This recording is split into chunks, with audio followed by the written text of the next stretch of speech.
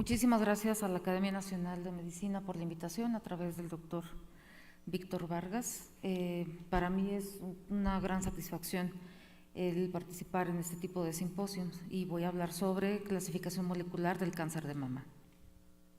Sabemos que el cáncer de mama es una enfermedad muy heterogénea y cada vez que la conocemos más nos damos cuenta que es mucho más heterogénea y pareciera que son muchas enfermedades agrupadas.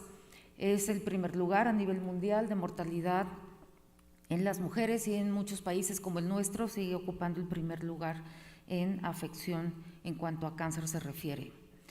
Desafortunadamente tenemos todavía casos muy avanzados que llegan por primera vez a atención. Más del 60% de los cánceres de mama son localmente avanzados y pues esto nos limita mucho en cuanto a lo que se puede ofrecer al tratamiento y obviamente disminuye las expectativas de vida. Hace muchos años el tratamiento únicamente se basaba en las etapas, prácticamente etapas muy tempranas se les ofrecía cirugía, no llevaban quimioterapia adyuvante o algún otro tipo de terapia dirigida, y cuando eran etapas localmente avanzadas pues se ofrecía quimioterapia sin tomar en cuenta otros factores, y cuando la paciente se encontraba en etapa 4 pues prácticamente quimioterapia paliativa y muchas de ellas ni siquiera respondían. Después se fueron identificando factores pronósticos, estos asociados o derivados de la paciente, como la edad, la raza. Se consideraba que en pacientes más jóvenes el cáncer era más agresivo e inclusive la función ovárica se tomaba en cuenta como un factor pronóstico. Y aquellas características derivadas del tumor, como la etapa, el tamaño y el estado ganglionar, que de estos dos, el más importante por muchos años, ha sido el factor pronóstico más importante, el grado histológico y el tipo histológico. Esos eran como los factores pronósticos clásicos. Esta es una tabla donde vemos cómo es la etapificación del cáncer de mama. Son 4 etapas y algunas se subdividen en A, B y C dependiendo del tamaño del tumor y de la afección de los ganglios.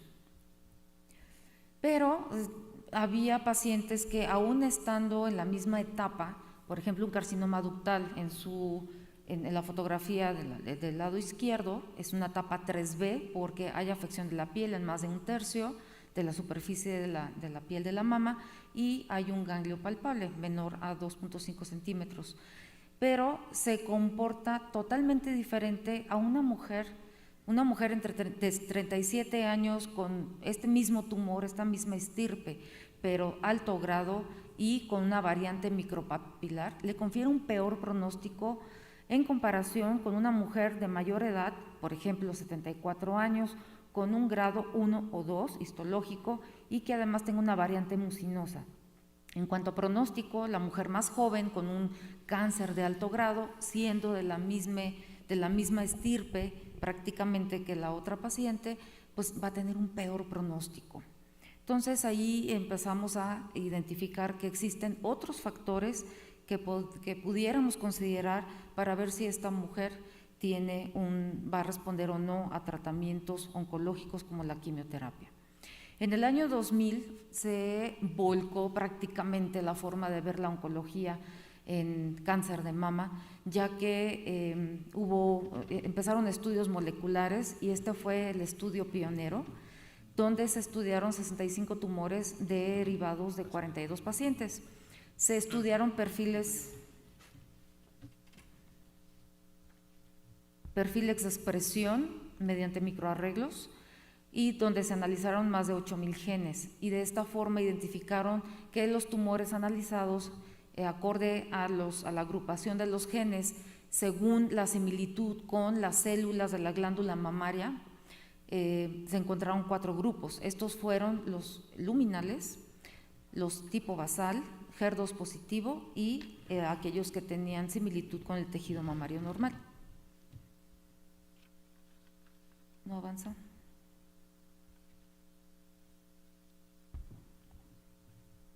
Ya.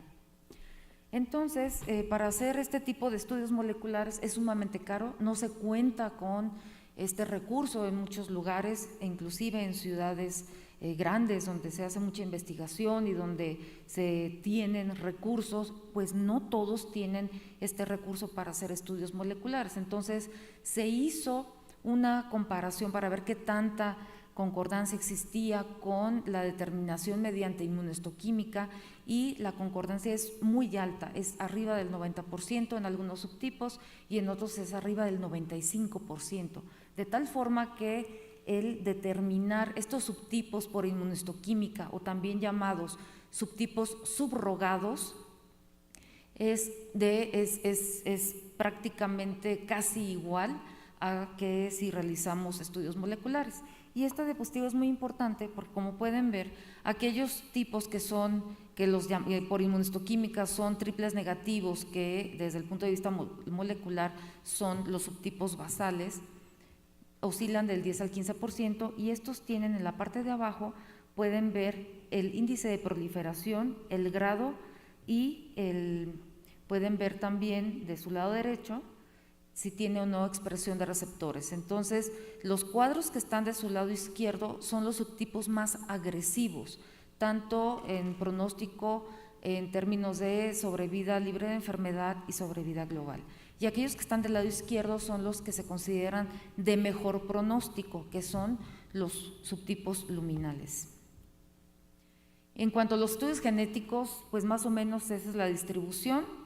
Predominan los subtipos luminales, en menos frecuencia son los triples negativos o los basales, que esto es desde el punto de vista molecular, y en un estudio que hicimos con el Instituto Nacional de Medicina Genómica, los porcentajes son muy parecidos a lo que se reporta en la literatura, esto es en cuanto a nivel molecular. Repito, este es un estudio que no es accesible a todos, es por eso que utilizamos los subtipos subrogados determinados o subtipos intrínsecos determinados por inmunohistoquímica. Y aquí tenemos algunas características en la tabla del lado izquierdo, donde dice subtipo molecular. Ese es el subtipo que se determina con la expresión de los genes, y la columna del medio es las características por inmunohistoquímica, y hay algunos marcadores adicionales que nos permite hacer una clasificación mucho más fina de los tumores. Sin embargo, hay hospitales que únicamente cuentan con receptores de estrógeno, progesterona y quizá HER2, pero los otros marcadores como Ki67, factor de crecimiento tumoral y algunos otros marcadores no se cuenta con ello. Es por eso que esta clasificación de alguna forma es un tanto flexible, y si uno revisa la literatura, en algunos sí van a utilizar marcadores adicionales y en otros únicamente los básicos, que son progesterona, estrógenos y HER2. Si ustedes revisan el consenso de San Galen, que ese se actualiza en forma periódica, también el Consenso Nacional sobre Diagnóstico y Tratamiento del Cáncer Mamario aquí en México, que se realiza en Colima cada 2 años, estamos viendo cómo se va actualizando y qué papel siguen teniendo estos subtipos en cuanto a decisiones terapéuticas, que es ya el siguiente paso de no solo identificar estos subtipos, sino también otorgar opciones de tratamiento y saber el pronóstico, y en algunos casos que sean como factor predictivo para tal o cual tratamiento sistémico. El Ki67, como pueden ver en los cuadros del lado izquierdo, pues el punto de corte ha cambiado mucho. ¿Por qué? Porque es un marcador que depende mucho de quien lo mide, es operador dependiente. Entonces, en el 2013, el punto de corte era 14%, después lo aumentaron a 20%. Lo que sí están de acuerdo en los consensos es que es bajo cuando es menos del 10%, después dijeron que era bajo cuando era menos del 5%, y están de acuerdo que es alto cuando es más del 30%. Entonces, en algunas clasificaciones sí se toma en cuenta, pero este ha sido punto de discusión, consenso tras consenso, si se toma en cuenta o no el Ki67. El porcentaje, o más bien la prevalencia de estos subtipos determinados por inmunohistoquímica a nivel nacional los que predominan son los luminales y estamos más o menos muy parejos con el resto de lo que se ha publicado en forma internacional. Donde sí tenemos un poquito más de variación es, por ejemplo, en los subtipos triples negativos. Aquí en México tendemos a ser un poquito más altos, que es lo que se reporta.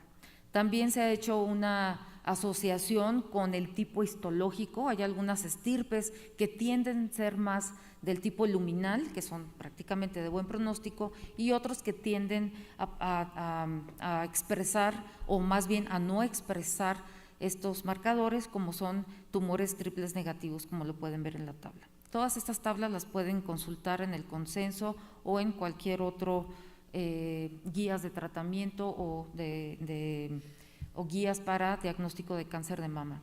El más frecuente es el luminal A, este llega hasta el 60% de los casos, se considera que es el de mejor pronóstico.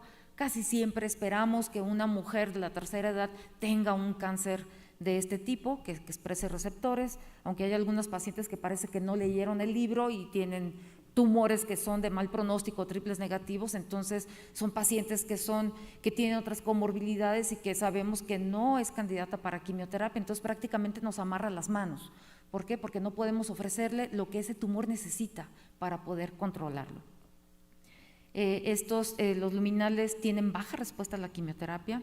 También tenemos los luminal B, que no son tan de buen pronóstico comparado con el luminal A. Estos llegan hasta el 25% de todos los subtipos, pero en general tienen buen pronóstico a mediano y largo plazo. Este grupo, el HER2 sobreexpresado, llega hasta el 20% en su frecuencia. Generalmente son tumores de alto grado y estos tienen una facilidad para desarrollar metástasis, sobre todo al sistema nervioso central, al igual que los triples negativos. Entonces, estos de entrada son subtipos de mal pronóstico y generalmente se desarrollan en mujeres jóvenes. También, además, identificar los factores pronósticos, sabemos que existen algunas características que nos ayudan a tomar decisiones si van a responder o no a quimioterapia. Estos son los factores predictivos y son muy parecidos a los factores pronósticos.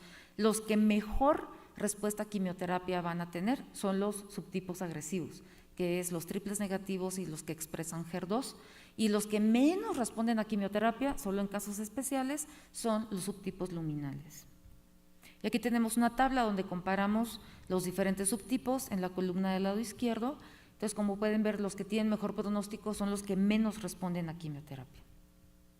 Entonces, ya acorde al subtipo, pues los tratamientos dirigidos, independientemente si requieren radioterapia o cirugía, es diferente acorde al subtipo. Algunos requieren o tienen prácticamente los luminales responden muy bien a hormonoterapia y los que son receptores negativos pues prácticamente se tienen que tratar con quimioterapia, y ahorita hay una gran oportunidad de inmunoterapia, de inhibidores PARP y de algunos otros agentes, que esto ha cambiado la forma de ver al cáncer triple negativo, donde prácticamente las condenábamos a que si no respondía al primera o segunda línea de quimioterapia, ya esa paciente prácticamente se olvidaban de ofrecerle tratamiento oncológico.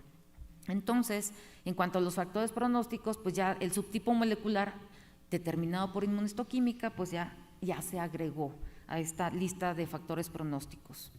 Ahora, existe una estadística, sabemos, ya vimos las etapas clínicas, pero se ha integrado el subtipo molecular, el grado, a esta etapificación. ¿Por qué? Porque no es lo mismo una etapa 2A que tenga que tenga receptores hormonales positivos, a una 2A que sea triple negativo, o sea, se va a comportar diferente, inclusive va a tener un peor pronóstico.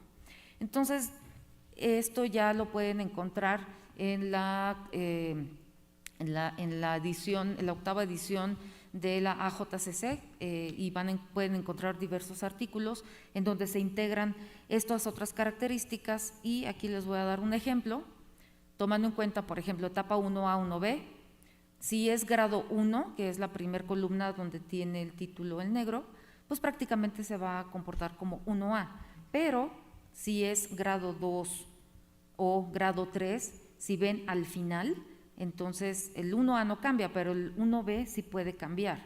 El 2A si tiene expresión, si expresa receptores hormonales, e inclusive el 2A se puede comportar como un 1B, o sea, disminuye la etapa en cuanto a pronóstico, pero si es grado 2 y es triple negativo, en lugar de ser un 2A, su pronóstico va a ser como un 2B, o sea, aumenta la etapa. Entonces, esta forma de integrar esta clasificación molecular, además del tamaño, la afección ganglionar y tomando en cuenta el grado, pues nos cambia mucho. Entonces, esta estadificación es compleja, es muy compleja, hay que sentarse y analizar cada una de las etapas, pero lo que les quería enseñar es que es tan importante también tomar el subtipo que nos cambia el pronóstico, etapa por etapa. Entonces, ese es el mensaje que les quiero dar, y pues el hecho de identificar estos subtipos moleculares determinados por inmunohistoquímica y conocer que existen al menos 5 grupos, que la forma de ver el cáncer de mama, aunque sea la misma etapa, es totalmente diferente. Entonces, ya tomar en cuenta si es joven, si es mayor, si tiene si es premenopáusica, posmenopáusica, pues estos prácticamente características ya pasaron a segundo término. Ahorita hay que identificar bien las características tumorales. Y este es un ejemplo de los artículos en donde se analiza la utilidad de esta estadificación pronóstica. Hay algunos que están en contra, pero prácticamente es porque no cuentan con las armas o con los marcadores suficientes para poder integrar estas características tumorales a la etapa clínica de estas pacientes. Y pues, como conclusión, pues sabemos que la evolución del conocimiento de la biología del cáncer de mama, pues esto ha permitido identificar el pronóstico de las pacientes desde el diagnóstico y no esperarnos a ver cómo evoluciona o cómo responde a los tratamientos oncológicos. Y pues finalmente tenemos que estar actualizando estas características y ver cómo se comportan estas pacientes acorde a las diferentes etapas y los subtipos moleculares. Muchísimas gracias. Muchas gracias, doctora Eva Rubalcaba. Para continuar, tenemos la clasificación molecular en cáncer de ovario por el doctor Rogelio Robles Morales, que es ginecólogo-oncólogo. Ajústese al tiempo, mi querido doctor Robles.